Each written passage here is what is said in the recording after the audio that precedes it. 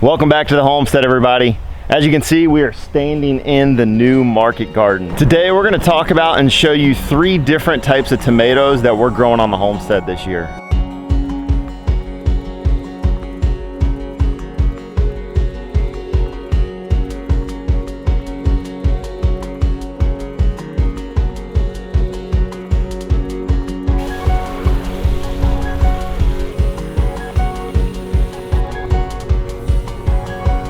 First, I want to show you exactly how we are laying out this garden and how we're going to be planting, or the place that we're going to be planting the tomatoes in. So we've made these kind of bedded areas, so raised beds inside of the garden. They are 30 inches wide, or about 30 inches wide, and we landscape fabric the top of these. The reason we use landscape fabric is because we do all organic gardening and we don't use any pesticides, chemicals, any of that stuff. And so the way that we keep the weed pressure down is through this weed barrier tarp. Now, we use a light weed barrier. You can get this at your garden supply store. It's pretty thin. It lets the water go through, the air go through, and it is strictly just a cover so that nothing finds the sun underneath here. That helps us keep that weed pressure way down. And obviously we don't do it in the walkways. We can easily come through here and weed a lot of this area, but it makes weeding for the raised bed area super easy. All right, so the first type of tomato we're gonna be planting is gonna be your indeterminate variety. This is probably what most folks are gonna use in the garden because you can train these directly upwards. You get a long season of production, but one of the things with indeterminate variety is that it takes longer for your fruit to ripen. So the reason we're sticking them on this last row, obviously, is because we are gonna be doing a special method of trellising, which we're gonna get to in a later video. Let's go ahead and get started and we'll show you how we plant our indeterminate varieties. All right, so the first thing we're gonna do is just burn a hole big enough to get a trowel in there. And this is just a little torch I picked up on Amazon. I'll leave a link in the description below. And you don't need templates for any of this stuff. The first year I did it, I did like a whole template where I'd lay it out and then burn the template. It's more of a hassle than anything. This stuff burns really easy, and then it also seals the fabric right there, so you're not gonna get any fraying later. All right, so we got our trowel, in this case Batman trowel, because who doesn't like a Batman trowel? Just gonna stir up the soil. We've already obviously tilled all of this. We've already watered these tomato plants in heavy. Next thing we're gonna do is just snip off these bottom branches, kind of rough up the roots just a little bit. Okay, so we're gonna lay this all the way down in the hole. And the reason being is because this tomato plant is actually gonna grow roots all along the stem. So you get better root structure and stability out of the plant if you do it that way. And we'll just fill it in.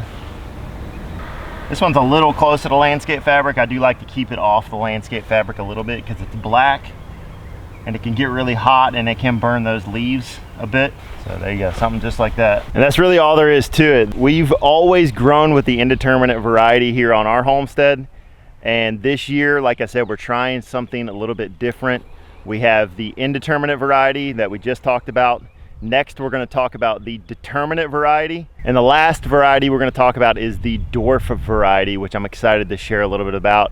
Kind of new to the scene, and we're going to talk about that last. But first, let's go ahead and put all of these tomatoes in and get ready for our next row.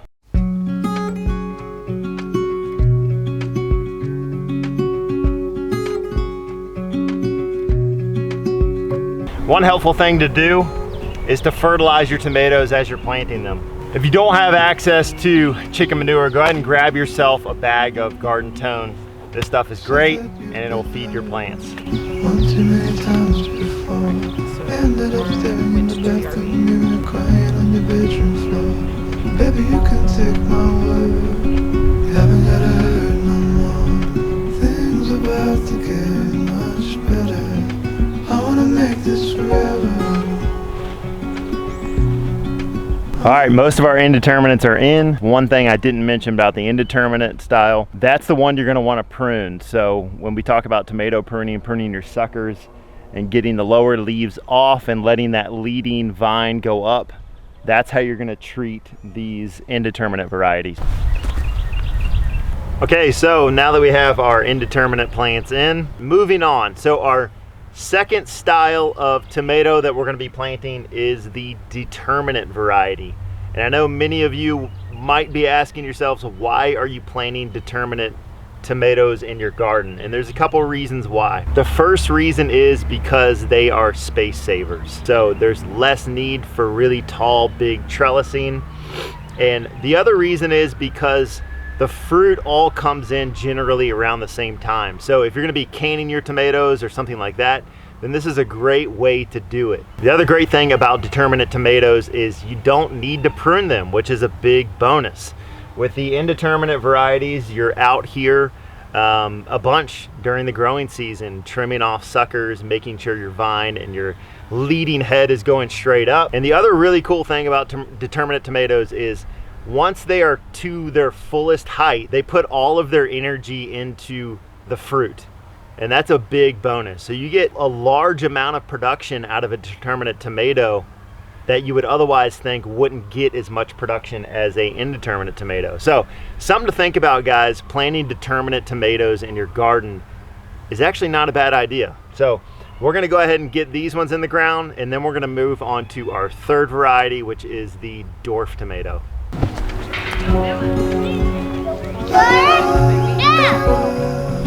We made a mistake.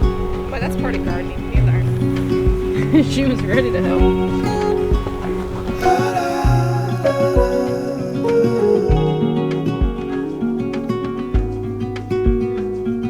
Said that you felt lost 100 times before. Going in circles on a one-way street, running until your feet get sore. But I guess you haven't heard. One thing you can already tell about these determinate tomatoes is they're super stocky and strong already. You know, typically with an indeterminate tomato, you have a thinner stalk, so they kind of, you know, flow in the wind and stuff like that. You got to really take some time to trellis them well or prop them up well. But I can already tell these are going to be super strong. Okay, so moving on to the dwarf style of tomato, and these are probably the most interesting. So my dad actually is the one that grew and started all of these, but he got these from a place called Victory Seed Company. I'll leave a link in the description below. The gist of dwarf tomatoes is with the determinate varieties, people didn't have a large selection of variety like you do a traditional indeterminate or heirloom tomato, and they wanted to bring a bunch of variety to the market with the dwarf style of tomatoes, keeping the benefits of a smaller tomato plant but also adding the benefits of all sorts of really cool types of tomatoes in the heirloom and indeterminate varieties. This is the result of that. This is a Rosella purple that I have in my hand here. Like I said, I'll leave a link to the seed company down below. The dwarf project started out of Australia and has made its way quickly around the globe, and here we are today. We're going to be planting some dwarf tomatoes, and I'm super excited about that. This is the first year we've ever planted a dwarf tomato. So let's get right into some of the benefits. Obviously, it is still a determinate. It's going to be underneath 5 feet in height, but we're taking all of the cool variety that we have in an heirloom tomato and shrinking it down to this size. We'll track this whole process over the course of the season, show you guys the results, the differences between the indeterminate as opposed to the determinate and now the dwarf tomato. So let's go ahead and get these in the ground and we'll be all done for the day. Hello, church.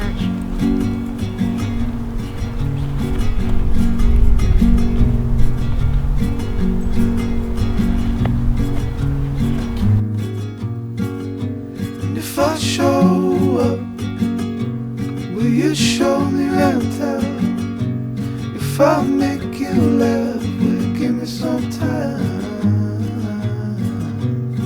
'Cause I know that a girl like you could be falling in love with just about anything. All I want is just to know you. It's just All right guys, and the last step is just to water everything in.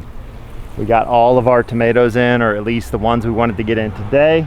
We have a couple more spots to fill in. We have another row to do over here, but the rest of that row is gonna get filled in with the rest of our dwarf tomatoes. So that's it, guys. The 3 different varieties we are using on our homestead right now: Indeterminates, Determinates, and Dwarf Tomatoes. I hope you learned something new today. Hope this all was interesting for you. If you haven't already, stay connected with our journey by subscribing to us over on Instagram. We are on Facebook as well as TikTok. And if you're not already subscribed here on YouTube, hit that subscribe button, hit the notification bell, stay connected with our journey. We have some really cool stuff coming with the market garden that we're gonna be finishing off, some cool trellising videos. So stick with us and we'll see you in the next video. Oh,